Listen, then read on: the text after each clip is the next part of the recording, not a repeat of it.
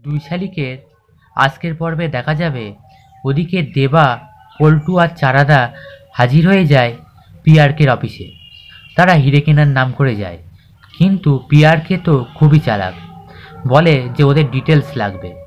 তখন সমতা বলে, দরকার নেই আমাদের এখানে, আমরা টাকা দিয়ে কিনবো, অত আমাদের ডিটেলস দিতে যাবো কেন, আমরা দরকার হয় অন্য জায়গা থেকে কিনবো। ভাত ছড়ালে কাকের অভাব হবে না। তবে ওর মুখে এইরকম পরিষ্কার বাংলা শুনে পিয়ারকে সন্দেহটা বেড়ে যায়, ভাবে যে আরব থেকে এসেছে, তার মুখে এরকম বাংলা বলে কি করে। তখন দেবা ম্যানেজ দেওয়ার জন্য বলে যে আমার বিবি এখানকার, সেই জন্য এখানকার মানুষ খুব সহজেই চিনতে পারে।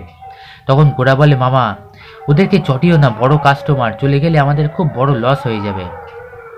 এরপরে পিআরকে সব ডিল করে বলে, আমি আসছি, বাড়িতে আমাদের একটা ম্যারেজ সেরিমনি আছে। এই বলে পিআরকে যেই বাইরে রাস্তায় বেরোয়, তখন দেবার লোকজন পিআরকে নাকে চাপা দিয়ে দেবারই লোকজন দেবার গাড়িতেই তুলে দেয় পিআরকে।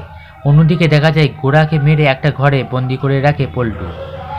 অন্যদিকে তখন ঝিলিক ছাতা বাড়িতে বলে, আচ্ছা ঠিক আছে, বিয়েটা যখন হবে তবে বর আর কনের দোষ কাটাতে হবে, আমি কনেকে নিয়ে যাচ্ছি দোষ কাটাতে।